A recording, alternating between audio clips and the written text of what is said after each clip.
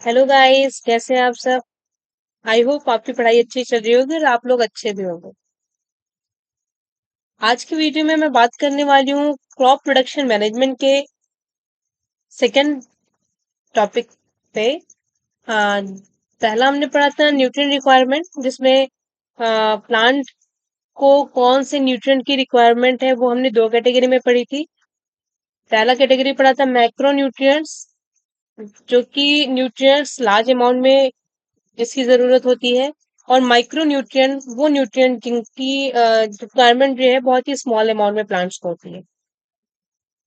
उसके बाद में हमने मैन्योर एंड फर्टिलाइजर में डिफरेंस पढ़ा था कि मैन्योर जो है वो partially decayed waste and animal residue है, और फर्टिलाइजर क्या है, सॉल्ट है, इनऑर्गेनिक सॉल्ट, जो कि एसेंशियल न्यूट्रिएंट्स प्रोवाइड करता है प्लांट को। और हाँ, ये जो आपका मैन्योर है वो नॉन न्यूट्रिएंट स्पेसिफिक होता है, फर्टिलाइजर न्यूट्रिएंट स्पेसिफिक होता है। मैन्योर ह्यूमस ऐड करता है सॉइल को, और फर्टिलाइजर जो है वो कोई भी ह्यूमस सॉइल को नहीं प्रोवाइड करता है। न्यूट्रिएंट्स जो है वो मैन्योर में जो है न्यूट्रिएंट्स प्रेजेंट होते हैं, वो स्लोली एब्जॉर्ब होते हैं क्रॉप के द्वारा, क्योंकि ये इनसॉल्युबल होते हैं वाटर में। और उसी की जगह पे अगर आप फर्टिलाइजर की बात करें तो ये बहुत ही जल्दी एब्जॉर्ब हो जाते हैं प्लांट्स के द्वारा, क्योंकि ये जो है वो सॉल्युबल होते हैं वाटर में। और मैन्योर जो है उसको हैंडल करना, ट्रांसपोर्ट करना, स्टोर करना, ये बहुत ही डिफिकल्ट टास्क है। उसके कंपैरिजन में फर्टिलाइजर जो है वो easy to transport, store and supply to the crop. तो ये हमने पढ़ लिया था, बहुत अच्छे से पढ़ा था। आज का जो टॉपिक है वो है इरिगेशन का, जो आज हमें समझना है। तो इरिगेशन, अब आपने प्लांट लगा दिया तो प्लांट को न्यूट्रिएंट्स भी प्रोवाइड कर दिया, मैन्योर या फर्टिलाइजर ऐड करके। लेकिन आप जब लार्ज स्केल प्रोडक्शन कर रहे हो क्रॉप का, तो आपको ये भी ध्यान रखना होगा कि प्लांट को वाटर की रिक्वायरमेंट कब कब है। तो वाटर की रिक्वायरमेंट को फुलफिल करने के लिए हम रेगुलर इंटरवल में वाटर सप्लाई करते हैं क्रॉप को। इसी प्रोसेस को हम क्या कहते हैं, इरिगेशन। तो इरिगेशन क्या है, it is a technique of providing water to the crops in the fields by means of canals, reservoir, wells and tubo's. This is called irrigation. अब इरिगेशन का इम्पोर्टेंस क्या है। इरिगेशन जो है वो जो एसेंशियल एलिमेंट है वो क्रॉप को प्रोवाइड करते हैं, जैसे कि वाटर आपको पता है H2O, यानी हाइड्रोजन एंड ऑक्सीजन है। तो हाइड्रोजन एंड ऑक्सीजन प्लांट को क्या करेगा, प्रोवाइड करेगा। और अगर आप जर्मिनेशन की बात करें, जर्मिनेशन ऑफ सीड की बात करें, तो उसके लिए मॉइस्चर बहुत ही ज्यादा जरूरी है। मॉइस्चर के प्रेजेंस की वजह से ही आपका सीड जो है वो क्या होगा, जर्मिनेट करेगा, अदरवाइज वो जर्मिनेट नहीं करेगा। अब वाटर कैसे अवेलेबल होगा फील्ड में, by the process of irrigation. तो जब इरिगेशन करेंगे, वाटर सप्लाई करेंगे, तो क्या होगा, जो भी वहां पे न्यूट्रिएंट्स है वो क्या होंगे, वो वाटर में डिसॉल्व होकर प्लांट्स की रूट्स के द्वारा क्या हो जाएंगे, एब्जॉर्ब हो जाएंगे, और उससे प्लांट की ग्रोथ क्या होगी, अच्छी होगी। इरिगेशन सिस्टम की अगर हम बात करें तो जो भी हम इक्विपमेंट और टेक्निक यूज करते हैं वाटर डिफिसिट सॉइल को वाटर रिप्लेनिश करने के लिए, इस पूरे सिस्टम को हम क्या बोलते हैं, इरिगेशन सिस्टम बोलते हैं। ओके। तो क्या जरूरत है गुड इरिगेशन सिस्टम की। गुड इरिगेशन सिस्टम की हमें इसलिए जरूरत है कि हमें पता है कि जो अमाउंट ऑफ जो वाटर तो बहुत ही ज्यादा प्लेंटी है, लार्ज अमाउंट में है, लेकिन जो ऐसा वाटर जिसको हम यूज कर सकते हैं, आप कह सकते हो फ्रेश वाटर, वो उसका अमाउंट जो है वो बहुत ही कम है। तो हमें जो भी वाटर है, जो यूजेबल वाटर है, उसको वेस्टेज कम करना है, उसको बहुत ही जुडिशियस यूज करना है। ठीक है, तो जब हम अच्छा इरिगेशन सिस्टम यूज करेंगे तो जो वाटर है उसका वेस्टेज कम होगा, ज्यादा पानी क्या होगा, वेस्ट नहीं होगा। ठीक है, तो यही जरूरत है गुड इरिगेशन सिस्टम की कि पानी का वेस्ट कम से कम हो, और हमारा जो क्रॉप है उसको एक ड्यूरी मतलब इकोनॉमिकली जस्टिफाइबल और इनएक्सपेंसिव वे में जो है वो हम अपने क्रॉप को क्या कर सके, इरिगेट कर सके, बहुत ही कॉस्टली ना पड़े फार्मर्स को। अब टाइप ऑफ इरिगेशन सिस्टम की बात करें तो canal system, tank, well, river valley system ये दिया हुआ है। लेकिन अगर हम फोकस करके बात करें तो हमें दो सिस्टम यूज होते हैं, एक ड्रिप इरिगेशन और दूसरा स्प्रिंकलर सिस्टम। और इन दोनों में से भी अगर हम बात करें कि कौन सा बहुत ही ज्यादा अच्छा है, कन्वीनियंट मेथड है, तो वो आपका ड्रिप इरिगेशन मेथड होगा। ड्रिप इरिगेशन मेथड में क्या होता है, जो भी वाटर है वो प्लांट की रूट में ड्रॉप बाय ड्रॉप सप्लाई किया जाता है। तो इससे क्या होता है, इससे पानी का वेस्ट कम होता है और जो प्लांट है सारे प्लांट को पानी अवेलेबल भी हो जाता है। ओके, नेक्स्ट टॉपिक है क्रॉपिंग पैटर्न। अब हम ज्यादा से ज्यादा बेनिफिट पाने के लिए क्या करेंगे, हम क्रॉप ग्रो करने के लिए कुछ पैटर्न यूज करेंगे। उन पैटर्न में पहला है मिक्स क्रॉपिंग, दूसरा है इंटर क्रॉपिंग और तीसरा है क्रॉप रोटेशन। तो मिक्स्ड क्रॉपिंग नाम से ही क्लियर है, मिक्स्ड। तो इसमें क्या होता है, हम टू डिफरेंट टाइप्स के सीड को आपस में क्या कर लेते हैं, मिक्स कर लेते हैं, और फिर उसको अपने जो भी पीस ऑफ लैंड उस पे क्या कर देते हैं, शो कर देते हैं। शो मीन्स होता है बोना। तो it is the process of growing two or more different crops together in the same piece of land. Okay, this is called mix cropping or multiple cropping. जैसे कि कॉटन एंड ग्राउंडनट को साथ में grow कराया गया, मेज and urad, rice with jaw and मेज, cotton with jaw और रेड ग्राम और कोरिएंडर, और व्हीट विथ मस्टर्ड। ठीक है, तो जब हम मिक्स क्रॉपिंग करते हैं तो हमें ये ध्यान रखना होता है कि जो डिफरेंट क्रॉप्स हैं उनका मैच्योरिटी टाइम जो है वो क्या होना चाहिए, डिफरेंट होना चाहिए, जिससे कि हमें उनको हार्वेस्ट करने में आसानी हो जाए। एडवांटेज क्या है मिक्स क्रॉपिंग का, तो पहला एडवांटेज तो यही है, multiple cropping save time and labour of farmers. Time save करता है और लेबर जो है यानी मेहनत फार्मर को कम करना पड़ता है। सॉइल का ऑप्टिमम यूटिलाइजेशन होता है, सॉइल न्यूट्रिएंट्स का जो डिप्लीशन होता है उसको अवॉइड करता है, क्योंकि डिफरेंट जो क्रॉप होंगे उनकी रिक्वायरमेंट जो होगी, न्यूट्रिएंट रिक्वायरमेंट क्या होगी, वो डिफरेंट होगी। तो जब डिफरेंट रिक्वायरमेंट होगी तो फिर ऐसा नहीं है कि कोई एक ही जो न्यूट्रिएंट है उसकी कमी हो गई, क्योंकि प्लांट डिफरेंट प्लांट्स है तो उनकी रिक्वायरमेंट के बेसिस पे वो प्लांट न्यूट्रिएंट एब्जॉर्ब कर लेंगे सॉइल से। तो यहाँ पर क्या है, जो वेस्ट मटेरियल या फिर प्रोडक्ट एक क्रॉप से रिलीज होता है वो क्या होता है, दूसरे क्रॉप के लिए क्या होता है, बेनिफिशियल होता है।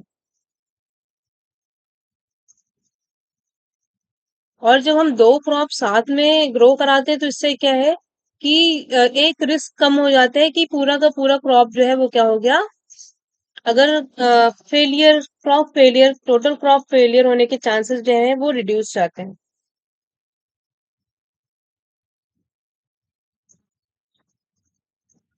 और इससे क्या है कि ये यील्ड को इंक्रीज करता है। क्योंकि because of growing of legume crop along with cereal will increase the yield of cereal।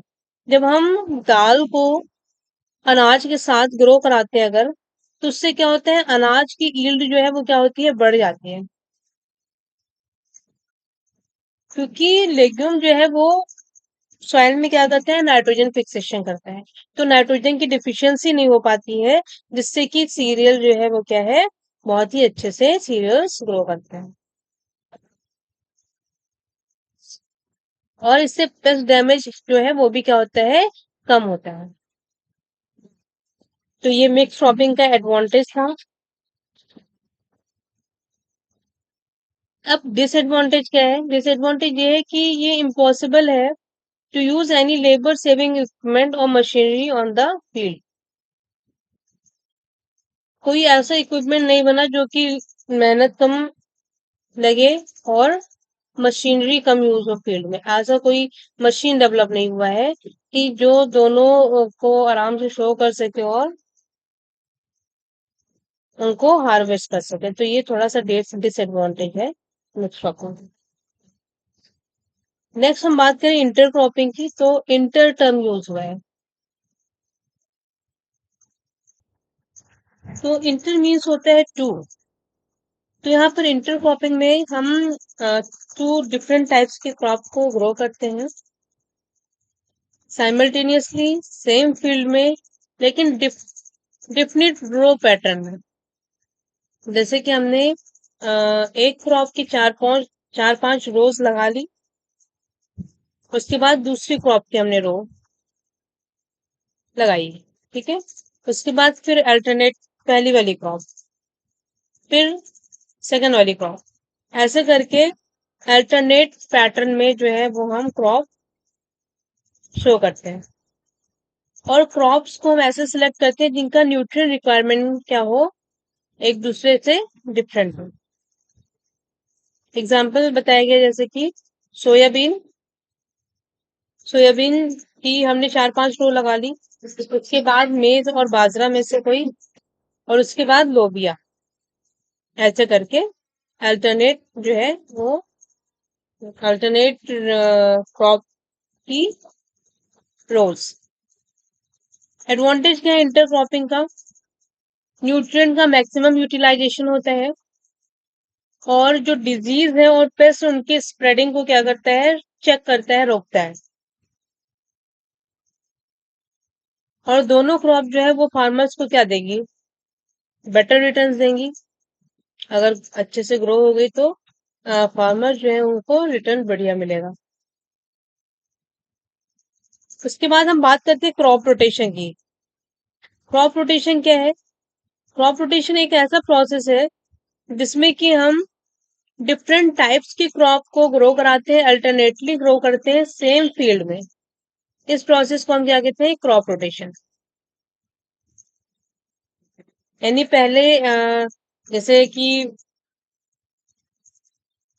Summer season में हम समर सीजन क्रॉप को ग्रो कराए, उसके बाद फिर मैंने किसी और क्रॉप को ग्रो कराया, उसके बाद अल्टरनेट फिर किसी और को ग्रो कराया, ठीक है। तो इसको हम क्या कहते हैं, क्रॉप रोटेशन। क्योंकि अगर हम एक ही क्रॉप को रेगुलरली उसी सॉइल में ग्रो कराएंगे तो हमारा सॉइल कैसा हो जाएगा, सॉइल से न्यूट्रिएंट जो है वो न्यूट्रिएंट की जो क्वांटिटी है वो बहुत ही ज्यादा कम हो जाएगी, और उसको टाइम नहीं मिलेगा कि वो अपनी उस न्यूट्रिएंट की जो अमाउंट है उसको क्या कर सके, सॉइल रिप्लेनिश कर सके। इसीलिए हम क्या करते हैं, क्रॉप रोटेशन करते हैं। Okay. Advantage of crop rotation का एडवांटेज क्या है, ये सॉइल की फर्टिलिटी को बढ़ाता है, और जिससे कि क्या होगा, फूड के प्रोडक्शन का अमाउंट जो है वो बढ़ेगा। ये पेस्ट कंट्रोल में हेल्प करता है, क्रॉप की क्वालिटी को भी इम्प्रूव करता है, और इससे क्या होता है कि लैंड पे जो है वो ग्रेटर नंबर ऑफ टाइम्स जो है वो आपका लैंड जो है वो ऑक्यूपाई रहता है। ओके। अब what is the difference between mix cropping and inter cropping. तो मिक्स क्रॉपिंग, पहला point, it has the target to minimise total crop failure. यानी यहाँ पर हमारा जो क्रॉप है उसका टोटल फेलियर नहीं होगा कि कोई भी एकदम क्रॉप ग्रो ही ना करे, जब पूरा खराब हो गया ऐसा नहीं होगा। दो तरह के आप क्रॉप ग्रो करो साथ में, तो ऐसा हो सकता है कि अगर कोई एक क्रॉप अच्छे से ना ग्रो कर पाए तो दूसरा क्रॉप जो है वो अच्छे से ग्रो करेगा। और इंटरक्रॉपिंग का जो टारगेट है वो क्या करता है, वो प्रोडक्टिविटी को इम्प्रूव करना है। मिक्स क्रॉपिंग में हम सीड्स जो है वो दो क्रॉप की सीड को मिक्स करते हैं फिर शो करते हैं, लेकिन इंटरक्रॉपिंग में ऐसा नहीं किया जाता है। हमें सीड को यहाँ पर मिक्स नहीं करना है, बल्कि ऐसे कई एक ही सेम क्रॉप के कई रो लगाने हैं प्लांट के, उसके बाद दूसरा क्रॉप, फिर पहला क्रॉप, ऐसे करके अल्टरनेट रोज हमें क्रॉप्स के लगाने हैं। मिक्स क्रॉपिंग में कोई सेट पैटर्न नहीं होता है कि कैसे क्रॉप्स के रो होंगे, लेकिन इंटरक्रॉपिंग में पैटर्न जो है वो सेट होता है कि हाँ इतने हमें रो लगाने हैं एक क्रॉप के, उसके बाद हमें कुछ रो लगाने हैं दूसरे क्रॉप के, फिर पहले क्रॉप के कुछ रो लगाने हैं, ऐसे पैटर्न सेट होते हैं कि हाँ इतने के बाद इतना लगाना है। मिक्स क्रॉपिंग में डिफिकल्टी होती है फर्टिलाइजर अप्लाई करने में, कि इंडिविजुअल क्रॉप को फर्टिलाइजर मिल रहा है या नहीं मिल रहा है। ठीक है, ये डिफिकल्ट काम है कि हम इंडिविजुअली सबका ध्यान रख सकें कि सारे क्रॉप को उसकी जो फर्टिलाइजर की रिक्वायरमेंट है वो फुलफिल हो पाए। लेकिन इंटरक्रॉपिंग में यहाँ पर क्या है, यहाँ पर क्रॉप की नीड के अकॉर्डिंग सबको प्रॉपर अमाउंट में फर्टिलाइजर मिल जाता है, क्योंकि यहाँ पर एक पैटर्न बना हुआ है। तो पैटर्न पे हमें काम करना इजी होगा, और अगर मिक्स है तो वहां पर थोड़ा डिफिकल्ट होता है काम करना। ठीक है, तो मिक्स क्रॉपिंग में हार्वेस्टिंग और थ्रेसिंग क्रॉप का वो भी सेपरेटली हम नहीं कर सकते, ये पॉसिबल नहीं है। और यहाँ पर क्या होगा, जो मार्केटिंग होगी और कंजप्शन होगा वो जो मिक्स प्रोड्यूस है वही पॉसिबल है, कि जो भी मिक्स हमें मिल रहा है उसका मार्केटिंग हम करेंगे, उसी को यूज करेंगे, कंज्यूम करेंगे। इंटरक्रॉपिंग में क्या है, क्रॉप्स को हम इजिली हार्वेस्ट कर सकते हैं, अलग अलग थ्रेश कर सकते हैं, और अलग अलग उनको हम मार्केट में सप्लाई भी कर सकते हैं, और सेपरेटली उनको हम कंज्यूम करने के लिए भी रख सकते हैं। ठीक है, तो ये पॉइंट क्लियर हुआ। अब नेक्स्ट टॉपिक है क्रॉप प्रोटेक्शन मैनेजमेंट, कि हम क्रॉप को प्रोटेक्ट कैसे करेंगे। तो इसमें प्रोटेक्शन की अगर बात की जाए तो हमें प्रोटेक्ट दो टाइम पे करना है, जब क्रॉप ग्रो हो रहा है तब भी हमें प्रोटेक्ट करना है, और हार्वेस्टेड क्रॉप को हमें क्या करना है, उसे भी प्रोटेक्ट करना है। तो प्रोटेक्ट भी करना है तो किससे करना है, हमें प्रोटेक्ट करना है अपने क्रॉप को वीड से, इंसेक्ट से, पेस्ट से, और डिजीज से। और अगर हम कंट्रोल करना चाहते हैं तो हम कैसे कंट्रोल कर सकते हैं कि जो हमारा क्रॉप है वो पेस्ट से बचा रहे, इंसेक्ट से बचा रहे, डिजीज से बचा रहे। तो उसके लिए हमें सबसे पहला जो है वो, हमें जब हम सीड सिलेक्ट करते हैं तो हमें रेजिस्टेंट वेराइटीज की सीड को सिलेक्ट करना होगा। ठीक है, तो रेजिस्टेंट वेराइटी की सीड को जब हम सिलेक्ट करेंगे तो वो पहले से ही रेजिस्ट है, यानी अब उस वो पहले से ही उसके अंदर एबिलिटी है कि कोई भी जो पेस्ट है, इंसेक्ट है और डिजीज है वो उसको खराब नहीं कर सकता है, रेजिस्टेंट है वो। फिर हमें ऑप्टिमम टाइम दे दें ऑफ सोइंग द क्रॉप, उसके ऑप्टिमम टाइम पे ही हम शो करें क्रॉप को। उससे क्या होगा, वीड और इंसेक्ट और पेस्ट और डिजीज जो है वो स्प्रेड होने से बचेगा। क्रॉप रोटेशन और क्रॉपिंग सिस्टम का अगर हम मेथड यूज करें तो उससे भी हमारा जो क्रॉप है वो प्रोटेक्ट होगा। और समर के टाइम पे जब हम डीप फ्लोइंग करते हैं तो उससे क्या होता है, जो भी वीड्स हैं, जो भी पैथोजन है, वो क्या होते हैं, वो सब किल हो जाते हैं। ठीक है, तो हमारा जो क्रॉप है वो उसका प्रोडक्शन इंक्रीज होता है इससे भी। अब वीड कंट्रोल की अगर हम बात करें तो सबसे पहले हमें जानना होगा कि वीड क्या है। तो जितने भी अनवांटेड प्लांट है जो हमारे मेन क्रॉप के साथ ग्रो कर रहे हैं, उन अनवांटेड प्लांट को हम क्या कहते हैं? वीड्स कहते हैं। जैसे कि एग्जाम्पल जेंथियम है, पार्थीनियम है। पार्थीनियम को हम गाजर घास और कैरेट ग्रास भी कहते हैं। सैप्रिनस रोटंडस है, ओपनशिया है, ये सारे हमारे क्या है? वीड्स के एग्जाम्पल हैं।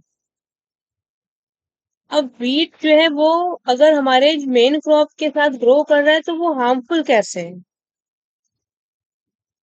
वीड्स जो है वो लॉट ऑफ न्यूट्रिएंट्स को क्या कर लेते हैं? कंज्यूम कर लेते हैं।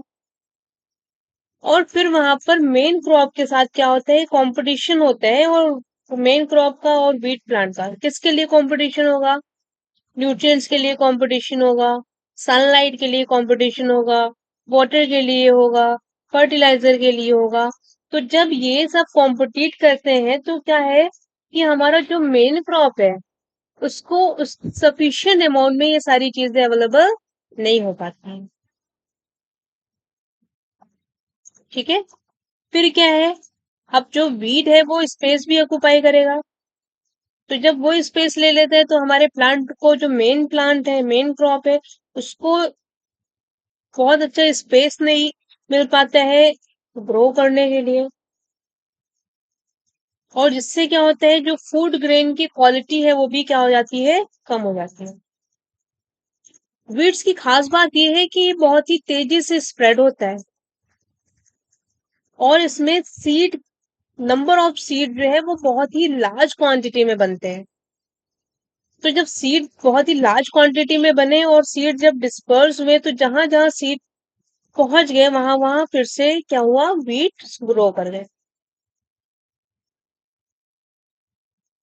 तो ऐसे ये वीड्स जो है वो हमारे मेन क्रॉप को क्या करते हैं? नुकसान पहुंचाते हैं। अब वीडिंग क्या है? अब वीड जब आपके मेन क्रॉप में आ गए हैं तो हमें क्या करना होगा? हमें उनको रिमूव करना होगा। तो जो प्रोसेस है, the process of removing of weeds from a crop field, this process is called weeding. तो जब हम वीड को रिमूव करते हैं इसी प्रोसेस को हम क्या कहते हैं? वीडिंग कहते हैं। अब जब हमें वीड्स को रिमूव करना है तो हम बहुत सारे मेथड यूज कर सकते हैं रिमूव करने के लिए। डायरेक्टली हम हैंड से रिमूव कर सकते हैं, रिमूवल बाई हैंड। दूसरा है हम इंस्ट्रूमेंट ट्रॉवल, जैसे ट्रॉवल का यूज करके रिमूव कर सकते हैं। ट्रॉवल को खुरपी कहते हैं, खुरपा। या फिर हम कोई केमिकल स्प्रेड कर दें, स्प्रे कर दें। तो ऐसे केमिकल्स जिनको यूज किया जाता है वीड्स को कंट्रोल करने के लिए, ऐसे केमिकल्स को हम वीडीसाइड कहते हैं। और वीडीसाइड का जो सबसे बढ़िया एग्जाम्पल है वो 2,4-D है। 2,4-D का फुल फॉर्म है 2,4 डाइक्लोरो फिनॉक्सी एसिटिक एसिड। और भी यहाँ पर वीडीसाइड के नाम दिए हुए हैं, ब्यूटाक्लोर, एट्राजिन, इन सब के नाम आपको याद रखने। ये बहुत ही इंपॉर्टेंट एग्जाम में पूछ लेते हैं कि write two example of weedicide. तो आप वीडीसाइड में ये एग्जाम्पल लिख सकते हैं। अब वीड्स को हम बायोलॉजिकल मेथड से भी कंट्रोल कर सकते हैं। इसमें क्या होता है कि हम कुछ सिलेक्टिव इंसेक्ट और ऑर्गेनिज्म को हम अपने फील्ड में डालते हैं। ठीक है, तो ये जो इंसेक्ट और ऑर्गेनिज्म है वो क्या करेंगे? वो उन वीड्स को डिस्ट्रॉय कर देंगे और हमारी मेन क्रॉप है उसको कोई भी हार्म नहीं करेंगे। ठीक है, तो ये बायोलॉजिकल मेथड है वीड कंट्रोलिंग का। एग्जाम्पल क्या है? Cochineal insect are used to remove weeds called opuntia. Opuntia को रिमूव करने के लिए हम कॉकनियल इंसेक्ट्स जो है वो यूज करते हैं। कल्चरल मेथड की अगर हम बात करें तो प्रॉपर सीड बेड प्रिपरेशन अगर हम करते हैं, टाइमली सोइंग करते हैं, इंटरक्रॉपिंग करते हैं, क्रॉप रोटेशन करते हैं, तो इससे क्या होगा? वीड जो है वो अपने आप उसका ग्रोथ क्या होगा? चेक होगा, कंट्रोल होगा। इंसेक्ट पेस्ट कंट्रोल, यानी यहाँ पर हम इंसेक्ट को यूज करके हम क्या करते हैं? यूजुअली द इंसेक्ट पेस्ट जो है attack the plant by producing following 3 type of symptoms. कैसे इफेक्ट करते हैं? बाय कटिंग प्लांट, प्लांट के रूट स्टेम लीफ को कट करते हैं, वहां के सेल सैप, जो सेल सैप है उसको सक कर लेते हैं, ठीक है, और स्टेम ऑफ फ्रूट्स में बोर करते हैं, ठीक है। तो हमें क्या करना होगा, इंसेक्ट पेस्ट को कंट्रोल करना होगा, उससे हमारा प्लांट जो है वो क्या होगा, डिजीज और रेजिस्टेंट होगा, फ्री हो जाएगा डिजीज। पेस्टिसाइड की अगर हम बात करें तो ये ऐसे केमिकल होते हैं जो कि किल और डिस्ट्रॉय करते हैं पेस्ट को, ऐसे केमिकल को हम पेस्टिसाइड कहते हैं। एग्जाम्पल है body of mixture. Body of mixture, mixture है कॉपर सल्फेट और लाइम का, ठीक है। अब पेस्टिसाइड को भी पेस्ट के बेसिस पे कई कैटेगरी में डिवाइड किया गया है, जैसे कि फंजीसाइड, ऐसे केमिकल जो फंजाई को किल करते हैं उनको हम फंजीसाइड्स कहते हैं। इंसेक्टिसाइड्स, ऐसे केमिकल जो इंसेक्ट को किल करते हैं। निमेटिसाइड, ऐसे केमिकल जो निमेटोड्स को किल करते हैं उनको हम निमेटिसाइड कहते हैं। Rodenticides are the chemicals that kill rodents, and herbicide जो है जो हर्ब्स को किल करते हैं। प्लांट डिजीज की अगर हम बात करें तो प्लांट में बहुत सारे डिजीज होते हैं, ठीक है। वो बैक्टीरियल डिजीज भी हो सकता है, फंगल डिजीज भी हो सकता है, वायरल डिजीज भी हो सकता है। कुछ प्लांट्स डिजीज के नाम दिए हुए हैं, जैसे कि black stem rust of wheat, loose smut of wheat, ये फंगल डिजीज है। लेट ब्लाइट ऑफ पोटैटो, ये बैक्टीरियल डिजीज है। Yellow vein mosaic of lady finger, ये वायरल डिजीज है प्लांट में। अब हम स्टोरेज की अगर हम बात करें तो स्टोरेज क्या है,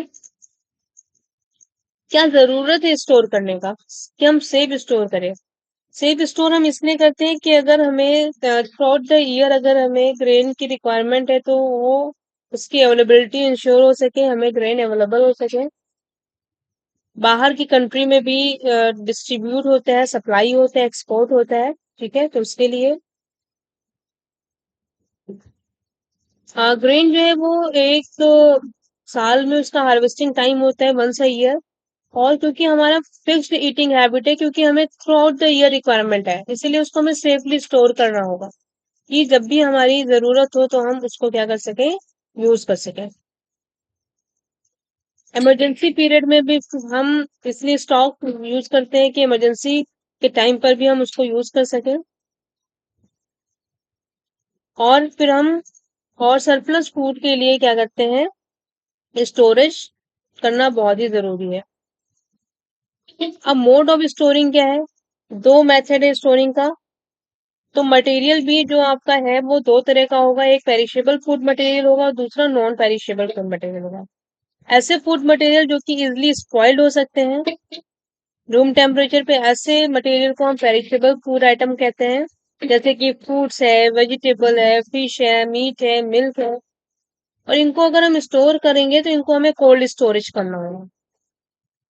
नॉन पेरिशेबल फूड मटेरियल ऐसे फूड मटेरियल है जो कि बहुत ही जल्दी स्पॉइल नहीं होते हैं रूम टेम्परेचर पे, क्योंकि इनमें वाटर की क्वांटिटी जो है वो बहुत ही कम होती है और इनको हम ड्राई फूड्स कहते हैं।